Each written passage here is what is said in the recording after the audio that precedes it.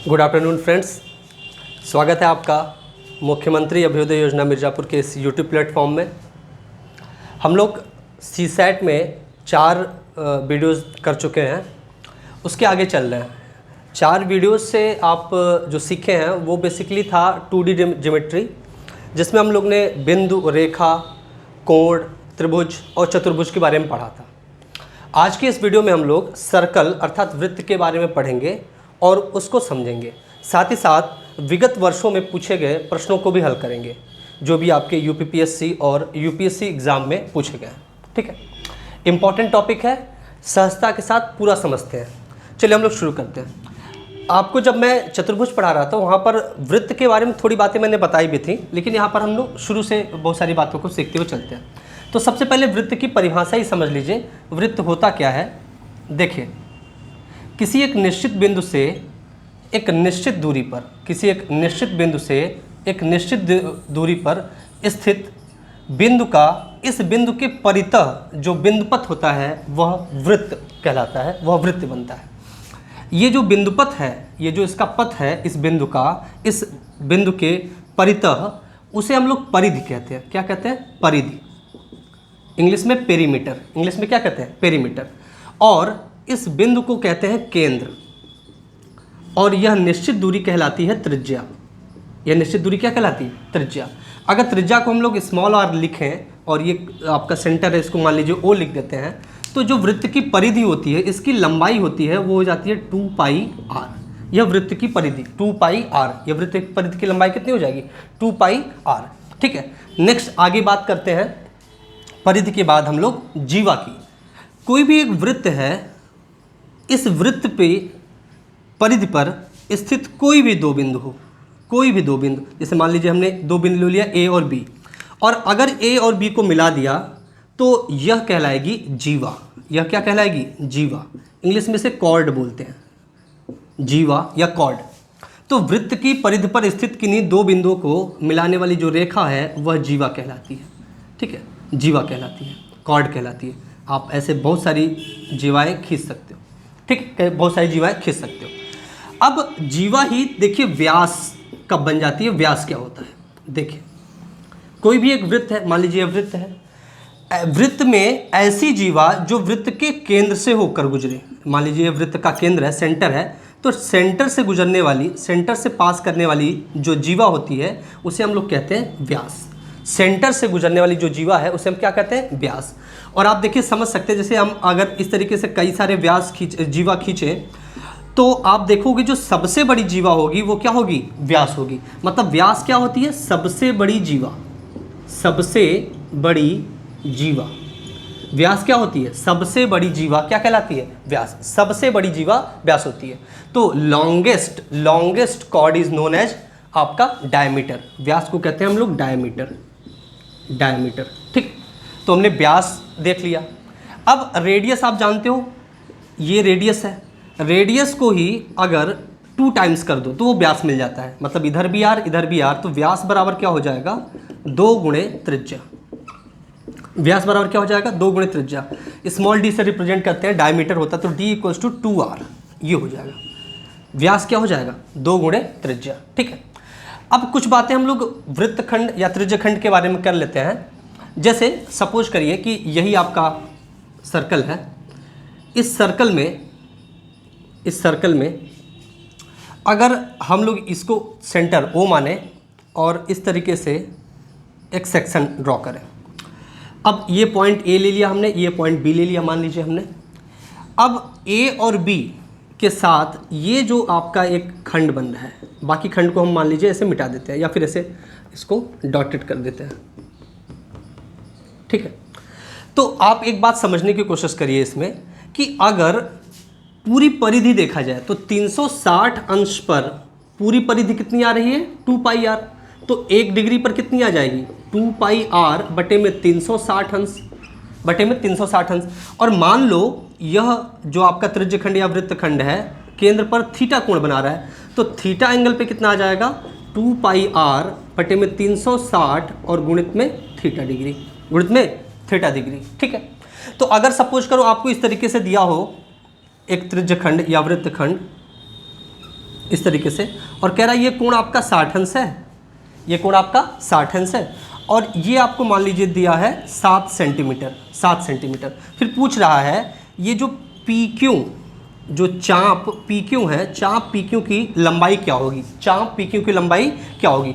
तो देखो यहाँ पर इसको निकालने के लिए आपको एक सिंपल सा फॉर्मूला आप लोग को बेसिक कक्षाओं में पढ़े होंगे, कोण बराबर चाप बटे में त्रिज्या, ये पढ़ा है कि नहीं। तो एक तो आप यहाँ से इसको निकाल सकते हो, और देखो यहाँ से भी आप निकाल सकते हो। अगर थीटा डिग्री आपका बना होता है तो टोटल इसका जो पेरीमीटर अर्थात ये जो आपका चाप होता है वो कितना होता है 2 पाई r कितना है भाई 7 सेंटीमीटर बटे में 360 और मल्टीप्लाइड बाई कितना एंगल बना है 60 डिग्री। ये इससे कटा 6 बारी में, ठीक है, ये इससे कटा 3 बारी में, तो 7 पाई बाई 3। अगर पाई की वैल्यू आप रखना चाहो तो रख सकते हो 22 बटे में 7, तो 7 से 7 ये कट गया, 22 बटे में 3 सेंटीमीटर ये आंसर हो जाएगा। 22 बटे में 3 सेंटीमीटर ये आपका आंसर हो जाएगा। तो आपने वृत्तखंड या त्रिज्यखंड को भी देखा यहाँ पर। एक बात और इसमें एरिया देख लेते हैं, वृत्त का क्षेत्रफल। वृत्त का क्षेत्रफल क्या होता है, तो वृत्त का क्षेत्रफल होता है पाई r स्क्वायर। वृत्त का क्षेत्रफल क्या होता है पाई r स्क्वायर। वृत्त का क्षेत्रफल क्या होता है पाई r स्क्वायर। अब यहाँ पर समझने वाली बात है कि अगर आप किसी त्रिज्यखंड या वृत्तखंड का क्षेत्रफल निकालना चाहें तो वो भी आप आसानी से निकाल सकते हो, सेम इसी प्रोसीजर से। आइए देखते हैं कैसे।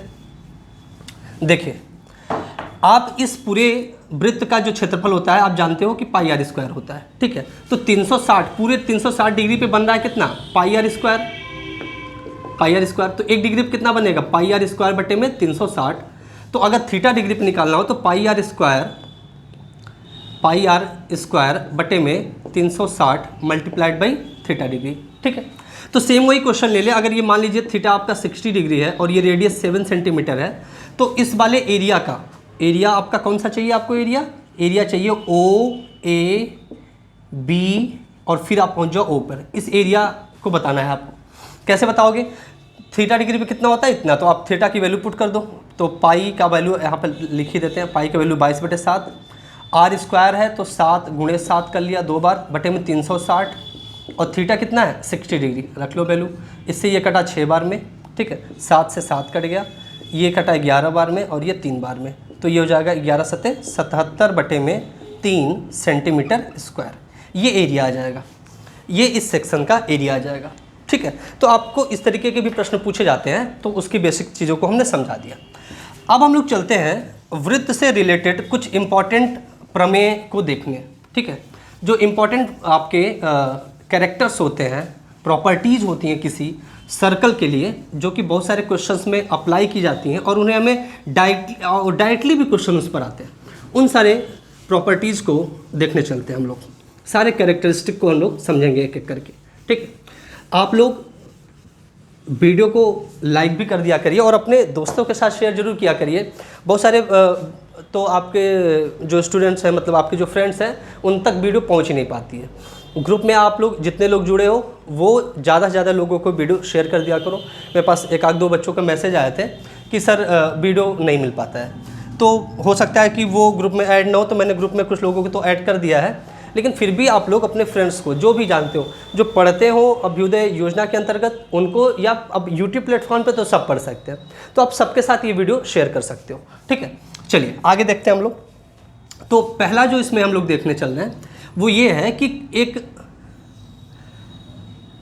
समान आधार पर एक वृत्त है और वृत्त में एक जीवा है, समान आधार या समान जीवा पर, मान लीजिए ये AB है, समान आधार या समान जीवा पर एक ही एकांतर खंड में बने कोण बराबर होते हैं। जैसे मान लीजिए इस तरीके से मैंने एक कोण AB की सहायता से ये बना दिया थीटा, और इसी AB की सहायता से एक कोण हमने इसी वृत्तखंड में, इसी वाले वृत्तखंड में बना दिया, तो यह कोण भी क्या होगा थीटा ही होगा, ठीक है। तो समान आधार या समान जीवा द्वारा जो आपके एक ही खंड पर बनाए गए कोण होते हैं वो क्या होते हैं बराबर, इक्वल होते हैं, ठीक है। तो ये पहला आपका हुआ।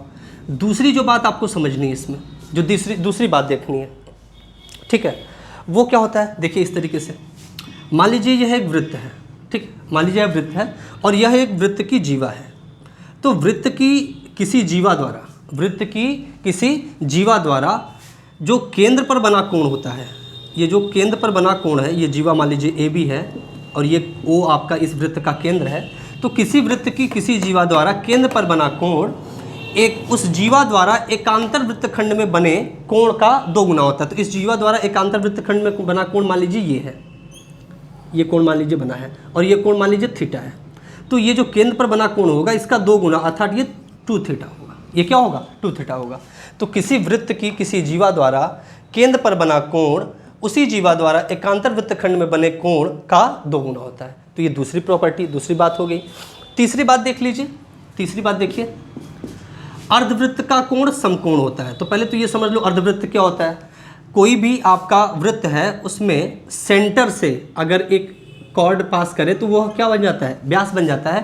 और व्यास कोई भी वृत्त का कोई सा भी व्यास वृत्त को 2 बराबर भागों में बांट देता है, वृत्त को 2 बराबर भागों में बांट देता है। तो ऊपर वाला भाग आपका अर्धवृत्त और नीचे वाला भाग भी क्या हो जाएगा? अर्धवृत्त हो जाएगा। तो इसको अगर हम लोग ऊपर वाले भाग को मान लीजिए अर्धवृत्त लेते हैं तो अर्धवृत्त का कोण क्या होता है? समकोण। देखिए अर्धवृत्त में कोण बनेगा कैसे? अर्धवृत्त का 2 सिरा ये हो गया व्यास के सिरे।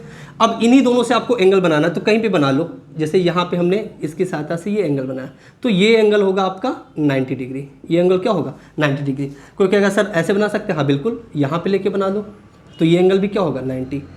अगर मान लो इस तरीके से बनाओ तो ये एंगल भी क्या होगा? 90। तो ये सारे एंगल आपके 90 होंगे।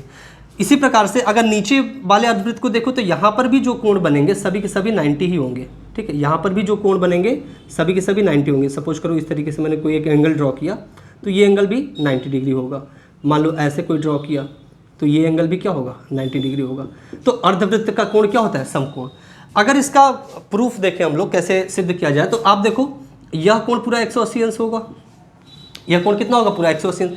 तो इस जीवा द्वारा केंद्र पर कोण कितना बन रहा है? 180 अंश। तो यह एकांतर वृत्तखंड में इसका आधा कोण बनेगा अर्थात यह 90 डिग्री के होंगे। तो ये 3 प्रॉपर्टी हमने देखा। अब हम लोग चलेंगे चौथी प्रॉपर्टी को देखने। ठीक है, चौथी प्रॉपर्टी को देखने हम लोग चल रहे हैं। चलिए देखते हैं चौथी प्रॉपर्टी को।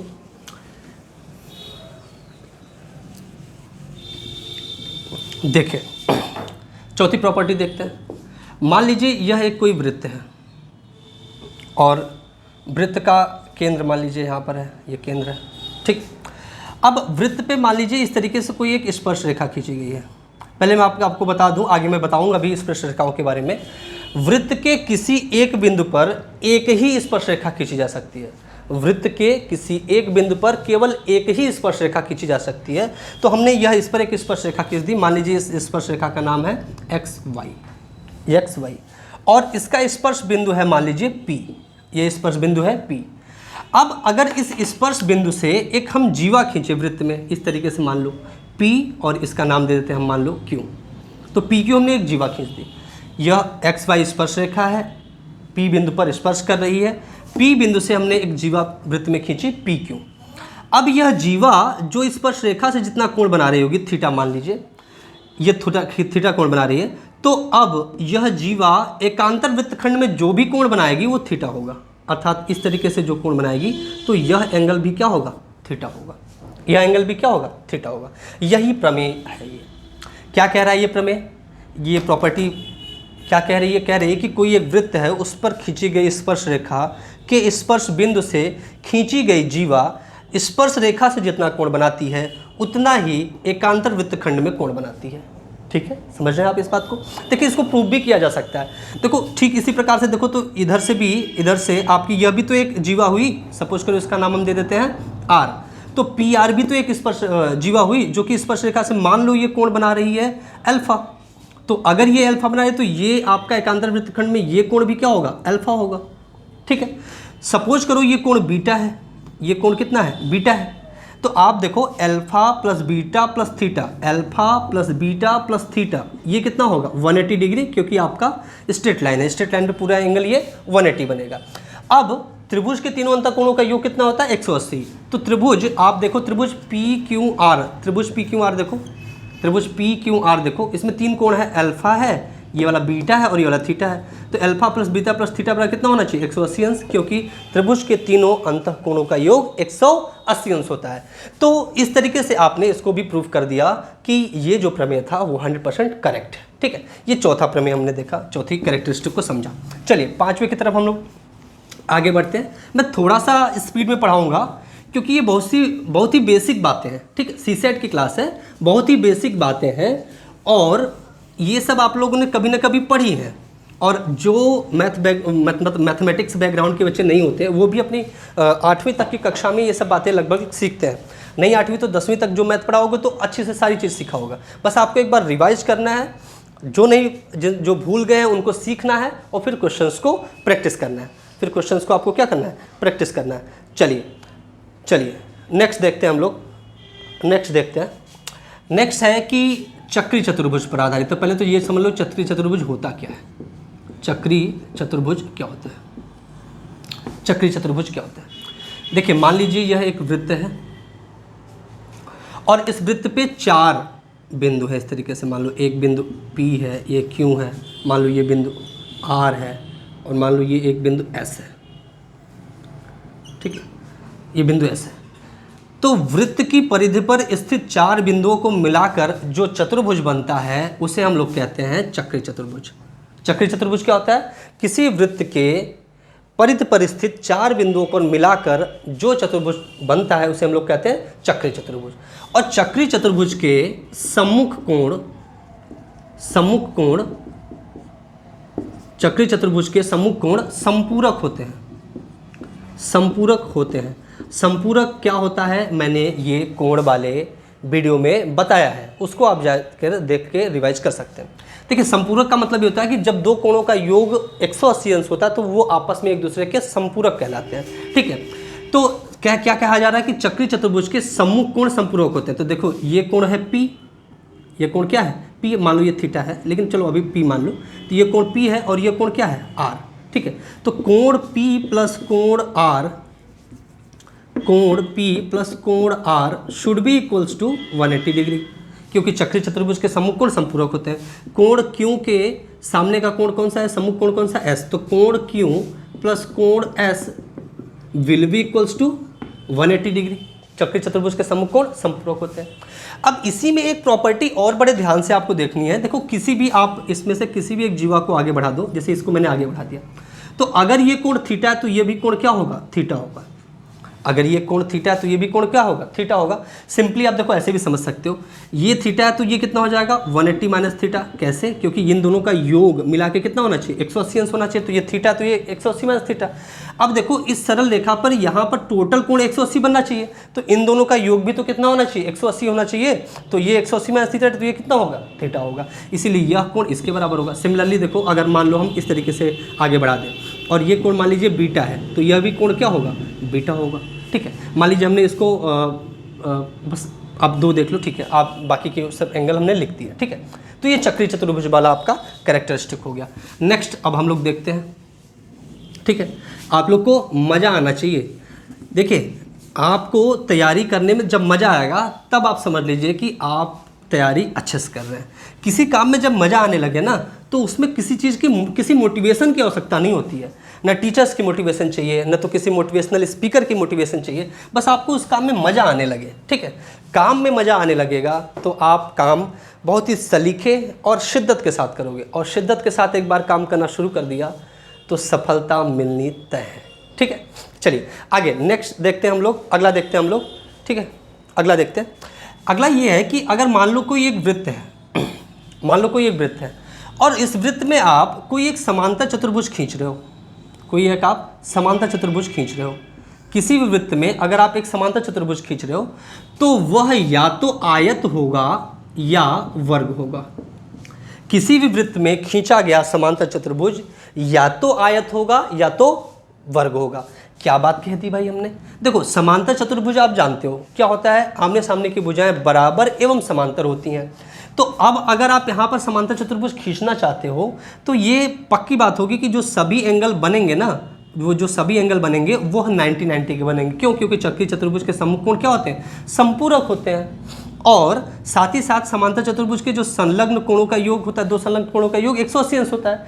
तो ये मजबूर कर देगा कि वृत्त के अंदर अगर कोई भी समांतर चतुर्भुज आप खींच रहे हो तो वो या तो आयत होगा या तो वर्ग होगा, ठीक है। या तो आयत होगा या तो वर्ग होगा। देखो ये बात भी हमने आपको बड़े ही प्यारे ढंग से समझा दी, बड़े ही प्यारे ढंग से समझा दी। आप एक एक बात को लिखते जाइए, जो भी मैं बोल रहा हूँ उसको लिखते जाइए, ठीक है। या तो आप वीडियो पॉज करके भी लिख सकते हो, ठीक है। चलिए नेक्स्ट हम लोग देखते हैं, नेक्स्ट देखते हैं। नेक्स्ट मान लो यह एक वृत्त है, ये बहुत ज़्यादा पूछा जाता है। ये वाली जो प्रॉपर्टी है वृत्त की, जो ये वाली प्रॉपर्टी है, ये बहुत पूछी जाती है, आपके हर तरीके के एग्जाम के बारे में पूछी जाती है। लोअर पीसेस में तो इसको आप न जाने कितनी बार देखे होंगे। देखिए यह वृत्त है और मान लो ये वृत्त का केंद्र है, यह वृत्त का केंद्र है, और मान लीजिए वृत्त का केंद्र ये है और यहाँ पर एक ये जीवा है, यह एक जीवा है, ठीक है। मान लीजिए जीवा का नाम हम दे देते हैं AB। तो किसी वृत्त के केंद्र से वृत्त की किसी जीवा पर अगर आप लंब खींचते हो, परपेंडिकुलर ड्रॉप करते हो, लंब खींचते हो, तो वह जीवा को समद्विभाजित करता है। मान लो ये लंब ड्रॉप किया और ये पॉइंट M है, तो जो AM होगा वह BM के बराबर होगा, मतलब ये पोर्शन, ये दोनों पोर्शन आपके बराबर होंगे। किसी वृत्त के केंद्र से किसी जीवा पर खींचा गया लंब जीवा को समद्विभाजित करता है, और इसका विलोम भी ठीक है, इसका विपरीत भी बिल्कुल ठीक है। विपरीत कैसे कहा जा सकता है? किसी वृत्त की किसी जीवा के मध्य बिंदु से केंद्र को मिलाने वाली जो रेखा होती है वह जीवा पर लंब होती है, वह जीवा पर क्या होती है? लंब होती है, ठीक है। इस तरीके से भी आप इसको कह सकते हो। अब देखो इस पर क्वेश्चन कैसे आते हैं, इस वाले पर क्वेश्चन कैसे आते हैं। जैसे आपसे कह देगा कि एक वृत्त की त्रिज्या, एक वृत्त की त्रिज्या 5 सेंटीमीटर है तथा उसकी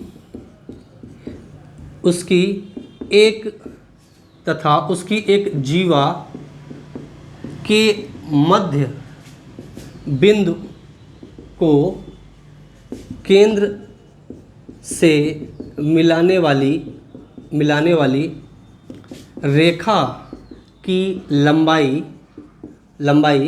4 सेंटीमीटर है, 4 सेंटीमीटर है। तो उस जीवा की लंबाई क्या है?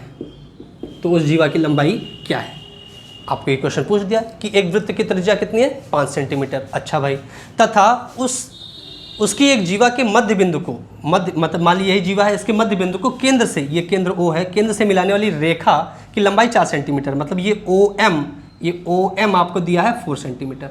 OM ये दिया है आपका 4 सेंटीमीटर। फिर कह रहा है उस जीवा की लंबाई, मतलब ये पूरी AB की लंबाई पूछ रहा है। देखो अगर हम O को A से मिला दें या O को B से भी मिला सकते हो, अगर ये मिला दें तो यह क्या वृत्त की त्रिज्या नहीं होगी? त्रिज्या होगी, और त्रिज्या दी कितनी है? 5 सेंटीमीटर। अब देखो यह 90 है तो यह भी आपका एंगल 90 होगा। तो आप देखो ट्रायंगल OMA, यह एक राइट एंगल ट्रायंगल है। राइट एंगल ट्रायंगल का जो कर्ण है 5 सेंटीमीटर और लंब है 4 सेंटीमीटर, तो ये आधार अर्थात AM कितना हो जाएगा? 3 सेंटीमीटर हो जाएगा। कैसे? पाइथागोरियन ट्रिक से। आप पाइथागोरस थ्योरम से भी इसको निकालोगे तो ये 3 सेंटीमीटर आएगा, ठीक है। अच्छा, अगर AM 3 सेंटीमीटर है, इसलिए AB कितना हो जाएगा? 2 × 3, मतलब AM का 2 गुना ही तो होगा, तो 3 दूनी 6 सेंटीमीटर। अर्थात जो जीवा की लंबाई आएगी वो कितनी आएगी? 6 सेंटीमीटर आएगी। जीवा की लंबाई कितनी आ जाएगी? 6 सेंटीमीटर आ जाएगी। देखिए हमने आपको एक क्वेश्चन बेस पर कराया, एक क्वेश्चन बेस पर मैंने आपको करा दिया। चलिए नेक्स्ट प्रॉपर्टी को हम लोग देखते हैं, सर्कल के नेक्स्ट प्रॉपर्टी को हम लोग देखते समझते हैं, ठीक है। चलिए नेक्स्ट प्रॉपर्टी को देखते हैं। देखिए नेक्स्ट प्रॉपर्टी क्या कह रहा है कि मान लीजिए ये आपका एक सर्कल है, मान लीजिए एक सर्कल है और इसमें 2 जीवा इस तरीके से हैं, एक जीवा ये और एक दूसरी जीवा इस तरीके से, मान लीजिए ये है, ये दूसरी जीवा है। ये पॉइंट मान लेते हैं, ये मान लीजिए जीवा का नाम AB है, इस जीवा का नाम मान लीजिए CD है, और ये O पर इंटरसेक्ट करती हैं, एक दूसरे को काटती हैं।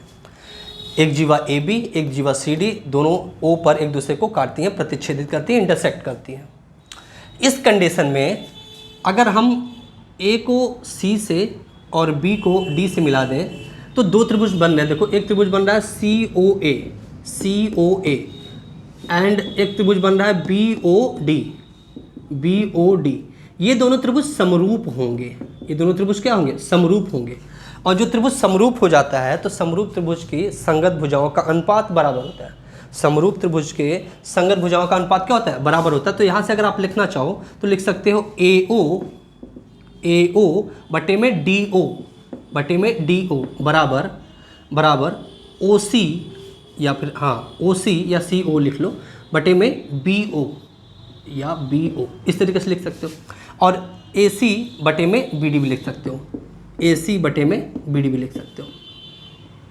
तो जो हमारे क्वेश्चंस में यूज होता है इन दोनों का यूज होता है। देखो इसको आप लिखना चाहो तो लिख सकते हो AO मल्टीप्लाइड बाई BO बराबर CO मल्टीप्लाइड बाई DO, ठीक है।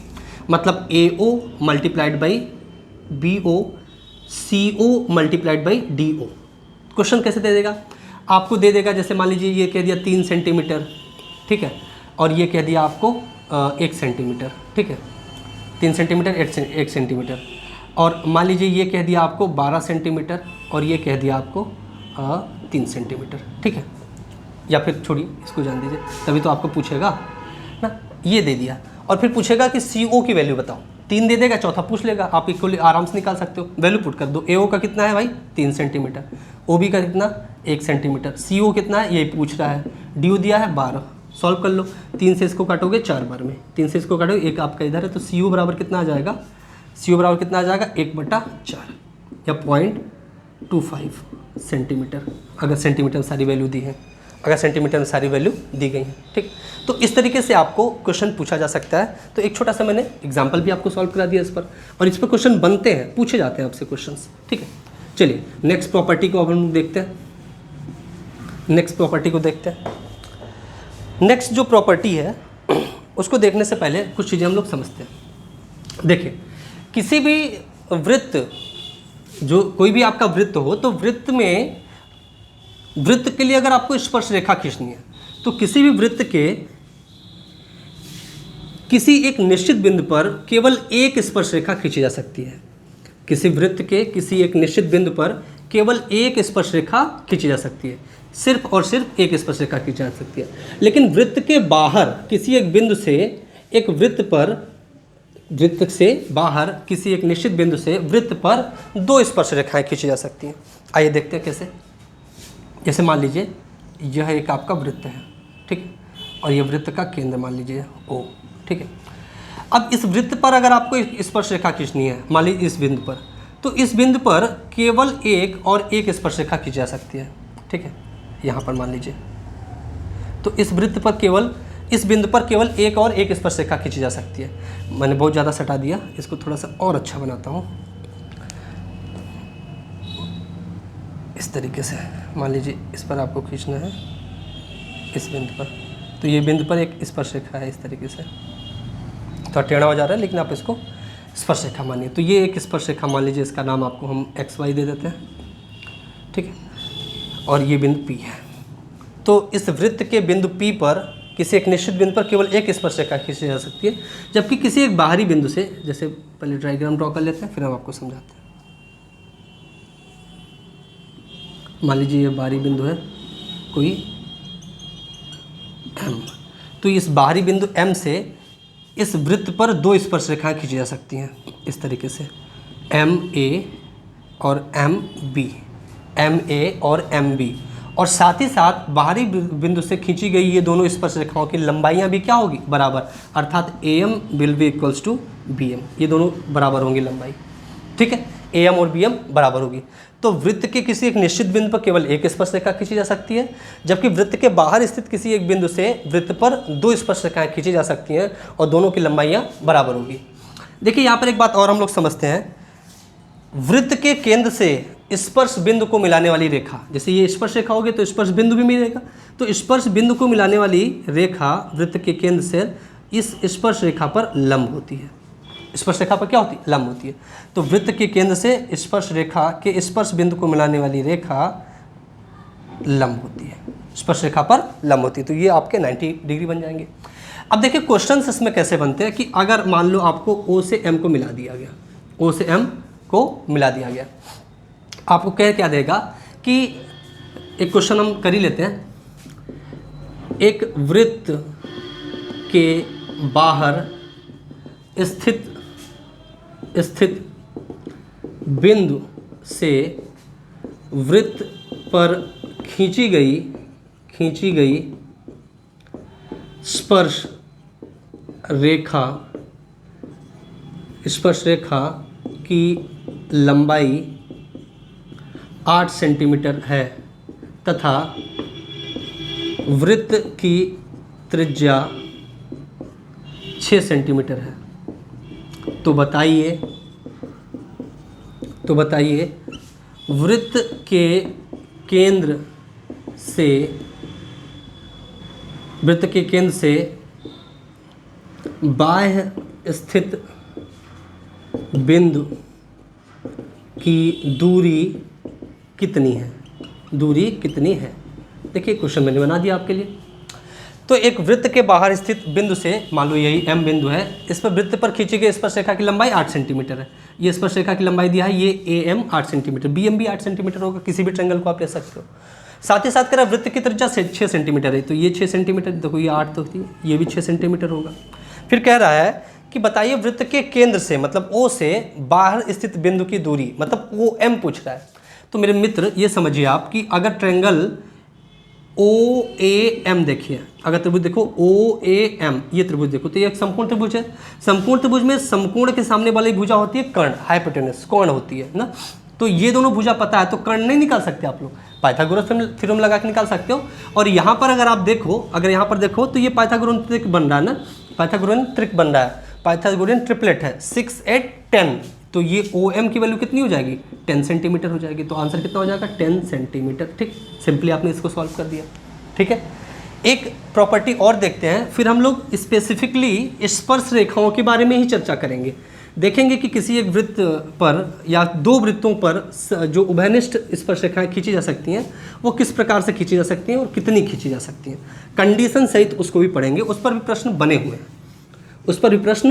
हुए हैं। चलिए आइए देखते हैं, एक प्रॉपर्टी और देखते हैं वृत्त के बारे में, उस पर भी खूब सारे क्वेश्चन बने हुए हैं। आइए देखते हैं। देखिए मान लीजिए यह एक वृत्त है, और वृत्त के बाहर स्थित एक बिंदु है P, इस तरीके से ये P है, और P से एक स्पर्श रेखा इस तरीके से खींची गई। अच्छा डायग्राम बनाना है, मान लीजिए इस तरीके से। ठीक है, ये स्पर्श रेखा है इस बिंदु P से, और ये स्पर्श बिंदु पर ये T पॉइंट है। तो स्पर्श रेखा की लंबाई कितनी हो गई? PT। और मान लीजिए एक ये ऐसे जीवा खींची गई है, ये पॉइंट A है, ये पॉइंट B है। ठीक है, तो इस डायग्राम के लिए इस कंडीशन के लिए एक फॉर्मूला होता है।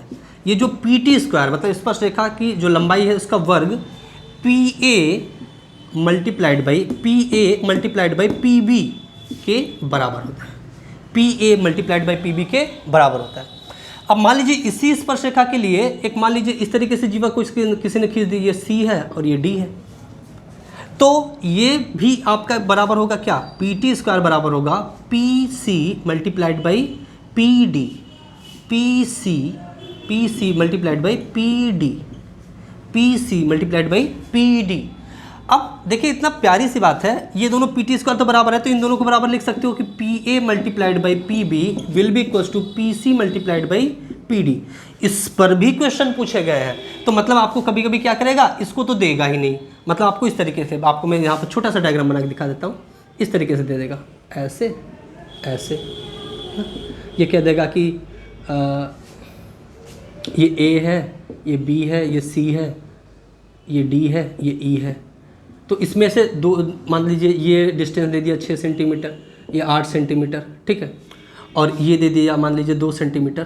तो आपसे पूरा AE की वैल्यू पूछ रहा है, नहीं निकाल सकते आप, इसी वाले प्रॉपर्टी से इसको सॉल्व करके निकाल सकते हैं। ठीक है, तो इस क्वेश्चन को आप सॉल्व करके कमेंट सेक्शन में इसका आंसर बताइएगा। ठीक है, कमेंट सेक्शन में इसका आंसर बताइएगा। तो ये भी प्रॉपर्टी है आपकी, इसको भी आप लोग नोट डाउन कर लीजिए, और कोई भी क्वेरी हो तो प्लीज़ आप क्वेरी को ज़रूर बताइए, कोई भी क्वेरी हो, क्वेरी को आप लोग ज़रूर बताइए।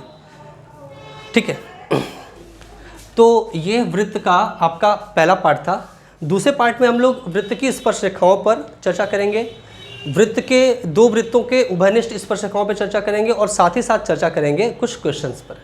मिलते हैं दूसरे पार्ट में।